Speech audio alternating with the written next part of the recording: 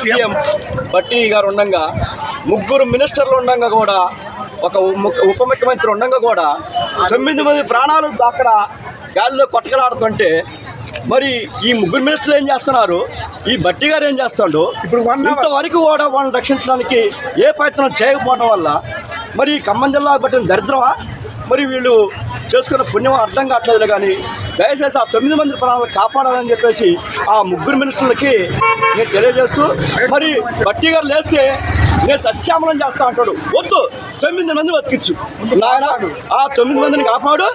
మీ ముగ్గురు మినిస్టర్లకి నేను చేతులు దండం పెడుతున్నా. పాపం వాళ్ళు 9 మంది గాలిలో ఆలాడుతున్నారు. డోమ్ కెమెరా కూడా పంపించారు, గాలికి డోమ్ కెమెరా బోలపోతుంది.